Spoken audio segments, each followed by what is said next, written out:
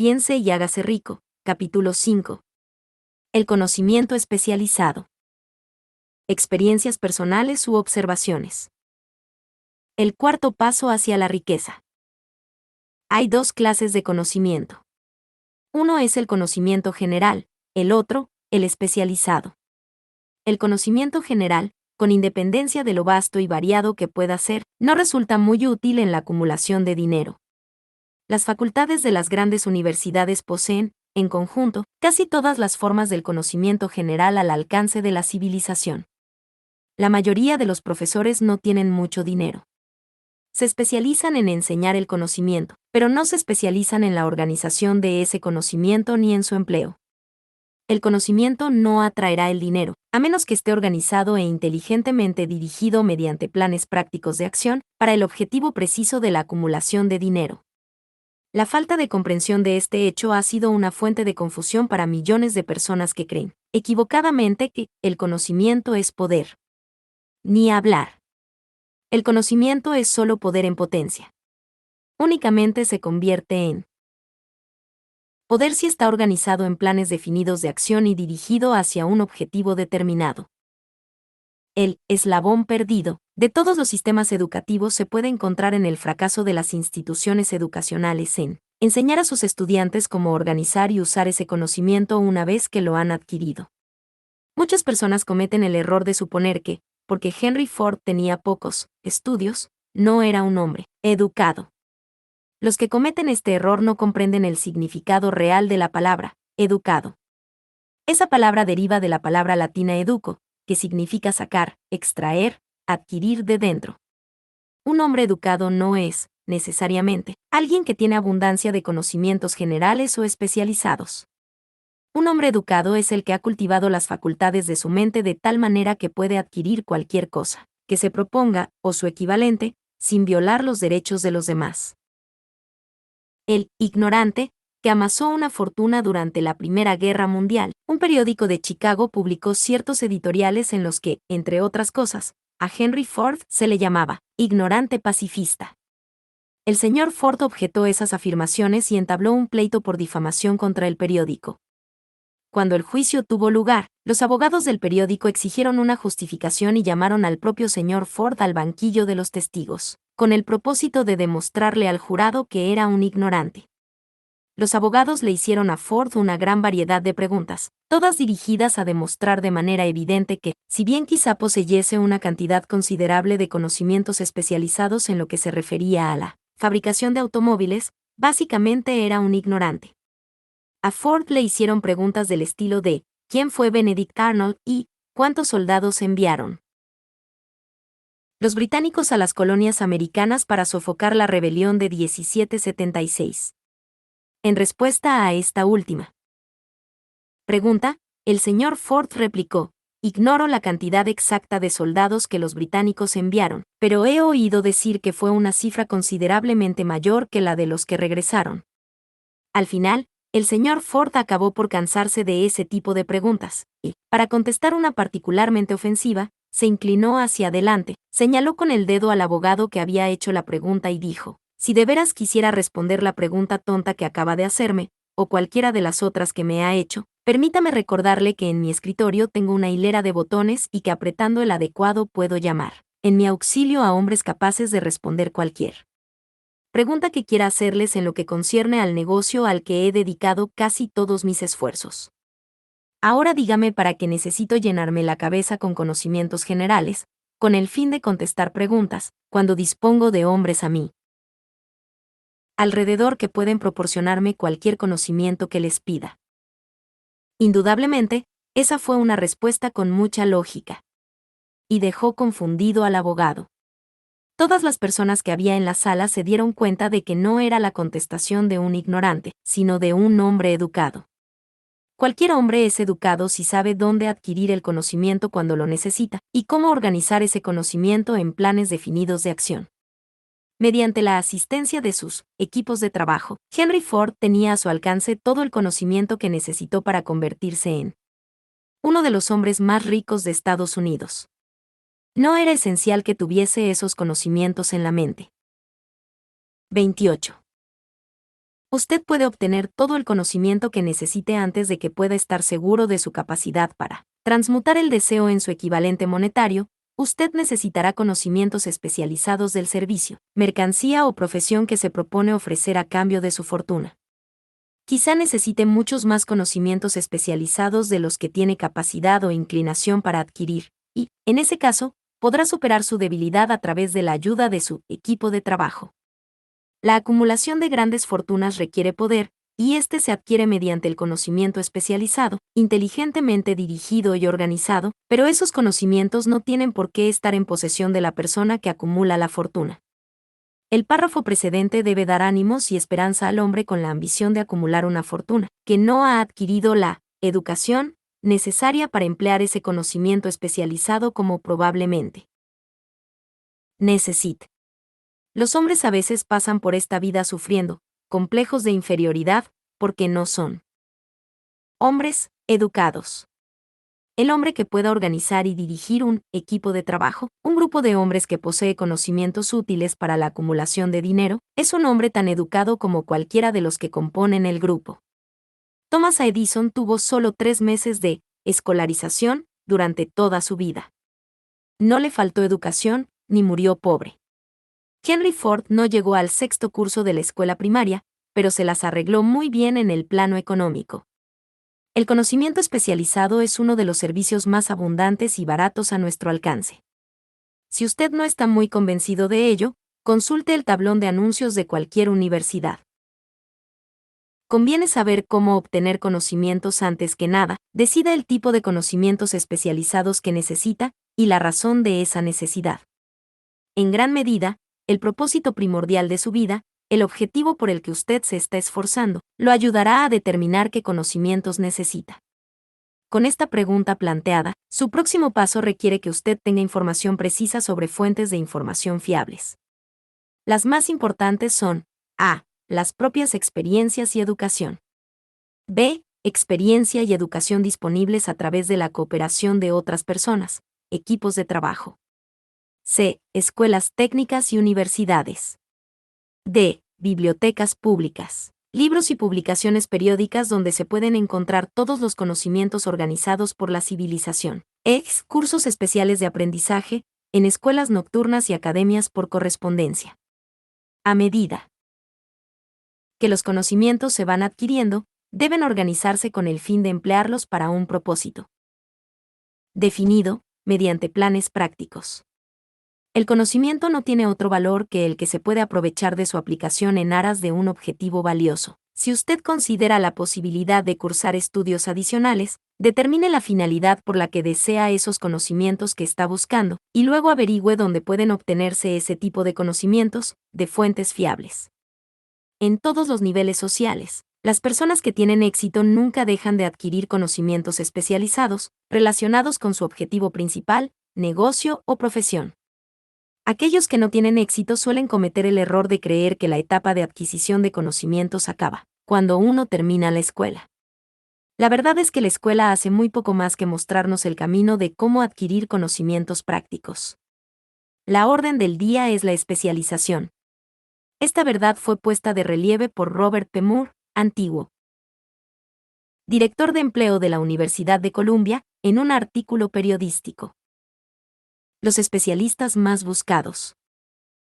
Los candidatos más buscados por las agencias de empleo son personas que se han especializado en algún campo, diplomados en escuelas empresariales que tengan experiencia en contabilidad y estadística, ingenieros de todo tipo, periodistas, arquitectos, químicos, y también líderes destacados y hombres mayores, enérgicos y activos.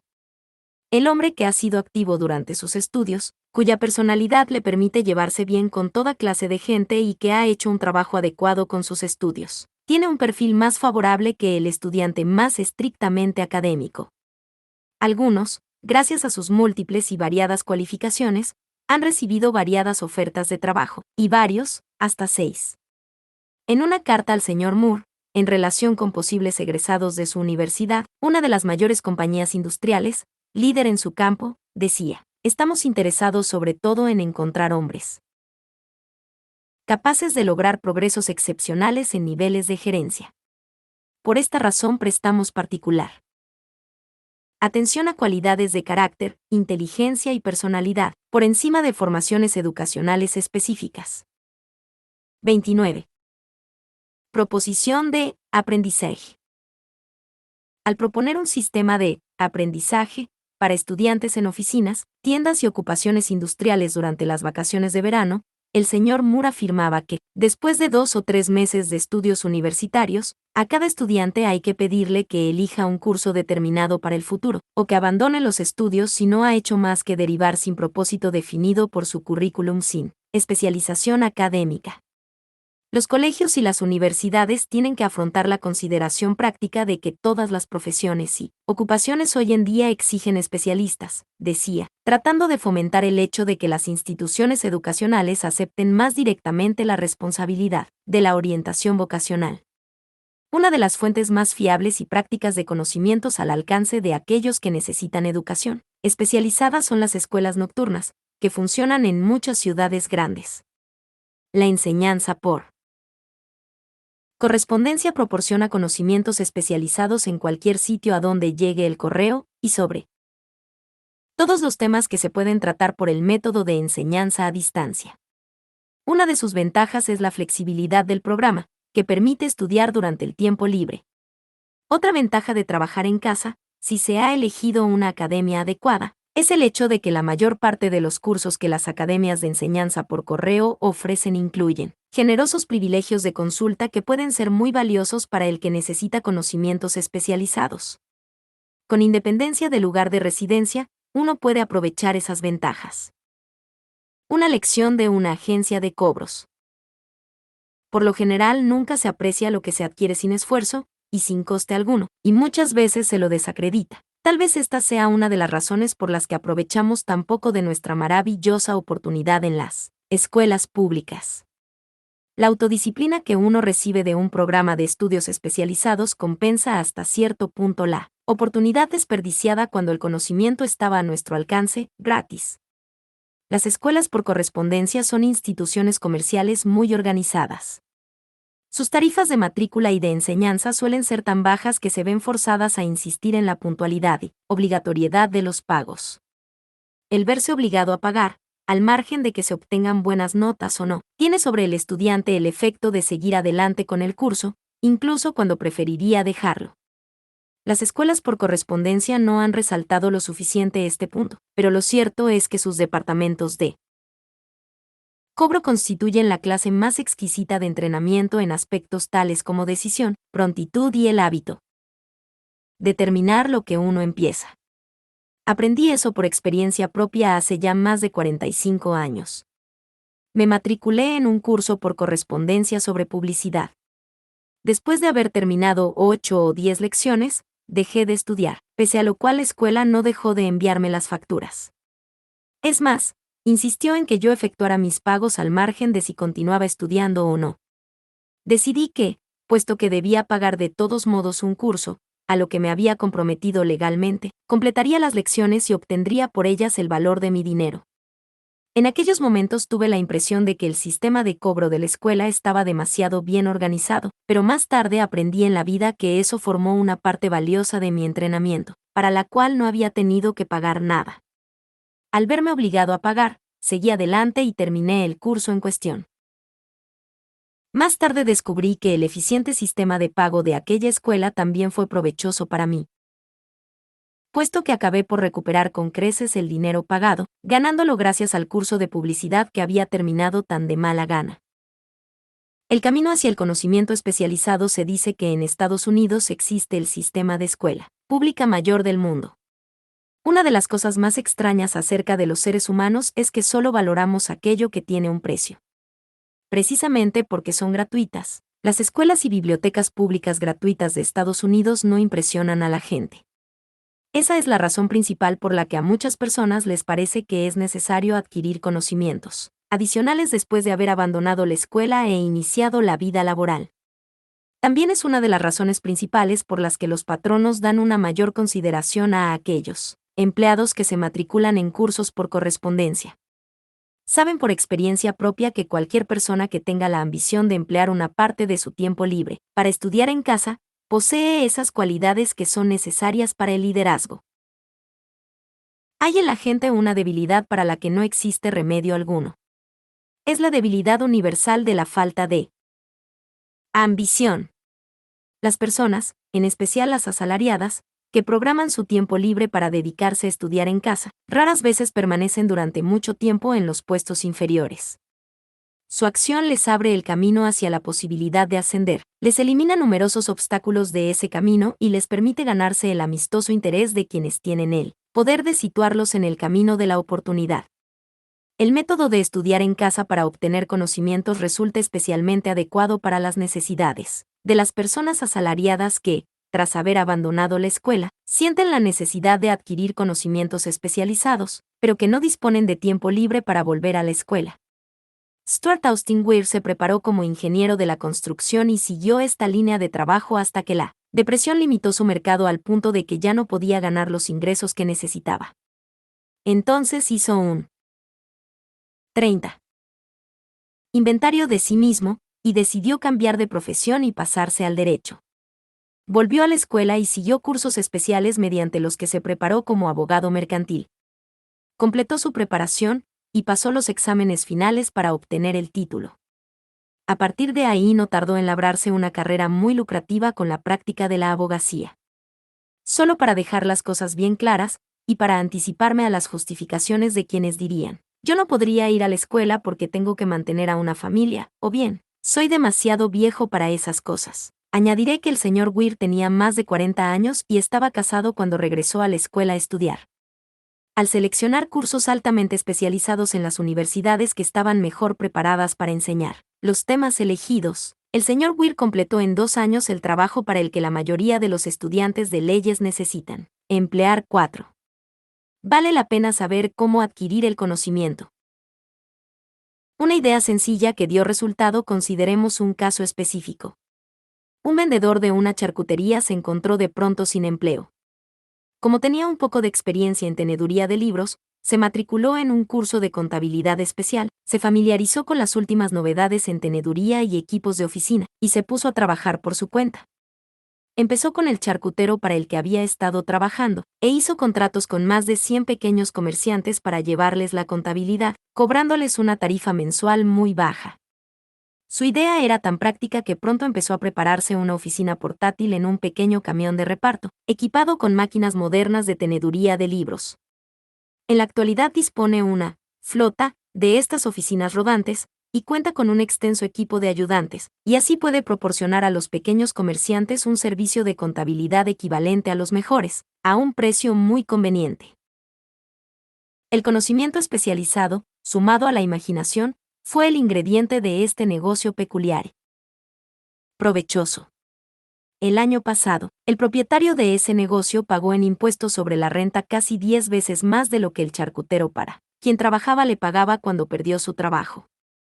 El comienzo de ese provechoso negocio fue una idea. Ya que yo tuve el privilegio de proporcionarle esa idea al vendedor sin empleo, me tomo ahora el privilegio mayor de sugerir otra idea que entraña la posibilidad de ingresos todavía mayores. Esta me la sugirió el vendedor que dejó las ventas para meterse en el negocio de la teneduría de libros como ocupación principal. Cuando le sugerí ese plan como solución a su problema de desempleo, exclamó enseguida: me gusta la idea, pero no sabría cómo convertirla en dinero efectivo. En otras palabras, se estaba quejando de que no sabía cómo comercializar sus conocimientos de contabilidad después de haberlos adquirido. Así, eso generaba otro problema que había que resolver. Con la ayuda de una joven mecanógrafa que podía escribir toda la idea, preparó un librito muy atractivo donde se describían las ventajas del nuevo sistema de teneduría de libros. Las páginas se hallaban cuidadosamente mecanografiadas y pegadas en un álbum que se usaba como una especie de vendedor mudo, donde la historia de este nuevo negocio se relataba con tanta eficacia que muy pronto su propietario empezó a tener más clientes de los que podía atender. Un plan eficaz para dar con el trabajo ideal. Hay miles de personas en todo el país que necesitan los servicios de un especialista en ventas capaz de prepararles un currículum atractivo para ofrecer sus servicios personales. La idea que se describe aquí nació de la necesidad de subsanar una emergencia que había que superar, pero no le ha sido útil solo a esa persona. La mujer que creó la idea tenía una imaginación brillante. En su idea recién nacida vio una nueva profesión que serviría a los miles de personas que necesitan asesoramiento práctico para vender sus servicios personales. Impulsada a la acción por el éxito instantáneo de su primer plan para vender servicios personales, esta enérgica mujer se abocó a la solución de un problema similar para un hijo suyo que acababa de salir de la universidad, pero que había sido incapaz de encontrar una manera de ofrecer sus servicios. El plan que ella ideó para que el joven se empleara ha sido el mejor plan para vender servicios personales que yo haya visto. Jamás. Cuando completó el currículum, contenía 50 páginas de información mecanografiada, perfectamente organizada, que contaba la historia de las capacidades innatas de su hijo, sus estudios, sus experiencias personales, y una gran variedad de otras informaciones demasiado extensas para describirlas. El currículum también contenía una descripción completa del puesto de trabajo que su hijo deseaba, y un esquema del plan que pondría en práctica para alcanzar ese puesto.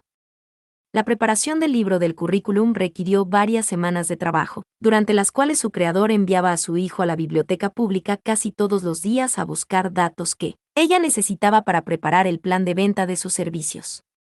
También lo enviaba a visitar a todos sus competidores para el empleo, y de ellos reunió información vital en lo concerniente a sus métodos de venta, que fue de gran valor en la formación del plan que intentaba usar para alcanzar la posición que buscaba. Cuando el plan quedó terminado, contenía más de media docena de excelentes sugerencias para uso y beneficio del aspirante al trabajo. 31. No hay por qué empezar desde abajo. Uno podría sentirse tentado de preguntar, ¿por qué todas estas complicaciones para asegurarse un trabajo? La respuesta es, hacer bien una cosa nunca es una complicación. El plan que esa mujer preparó para beneficio de su hijo ayudó a este a conseguir el trabajo para el que se había presentado, en la primera entrevista, con el salario que él mismo había estipulado. Además, y esto también es importante, ese puesto no requería que el joven empezara desde abajo. Comenzó como ejecutivo junior, con un salario de ejecutivo. Pero, ¿por qué todos esos problemas?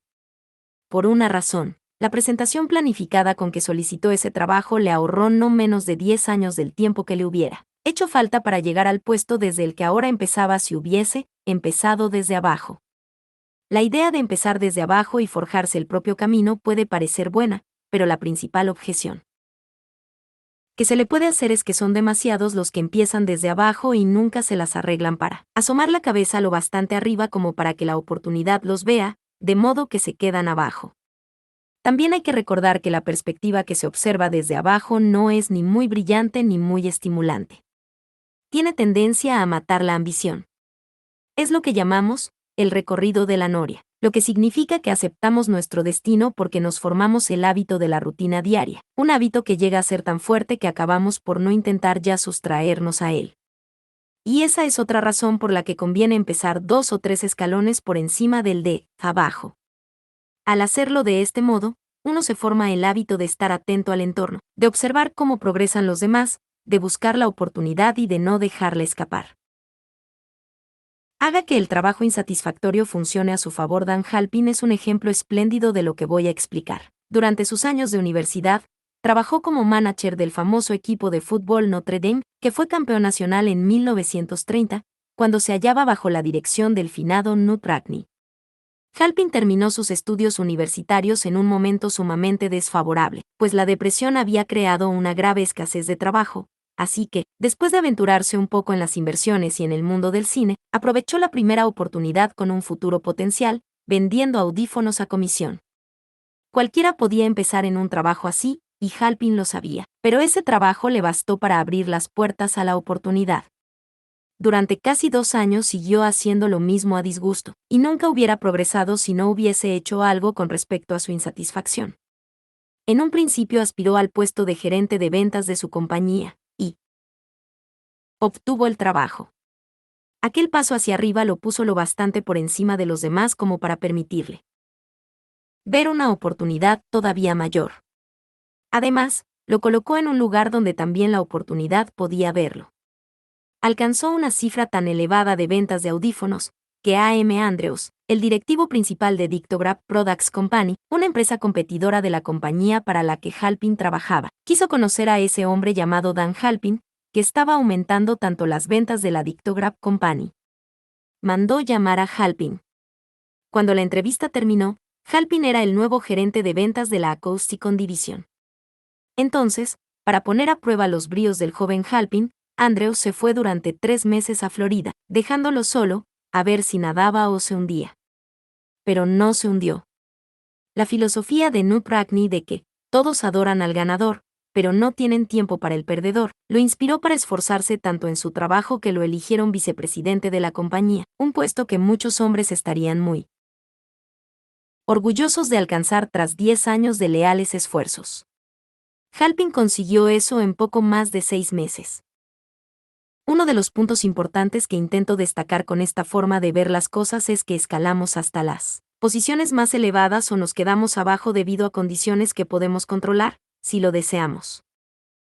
Sus socios pueden ser inapreciables. También estoy tratando de poner de relieve otro asunto, y es el siguiente. Tanto el éxito como el fracaso son, en gran medida, el resultado de la costumbre.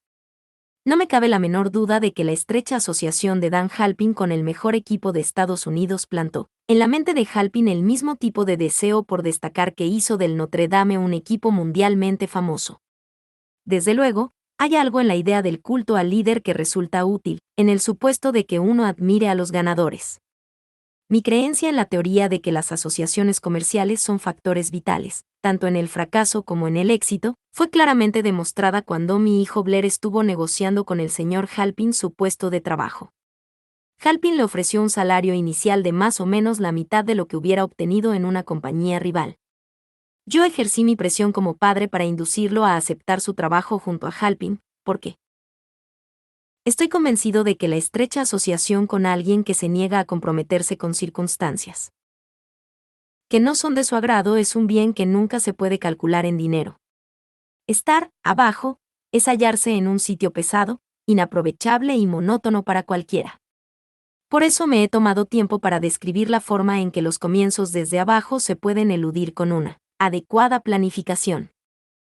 Haga que sus ideas rindan beneficios por medio del conocimiento especializado. La mujer que preparó el plan de ventas de servicios personales para su hijo recibe ahora cartas de todas las partes del país en las que le piden su cooperación para preparar planes similares para otros que desean vender sus servicios personales por más dinero.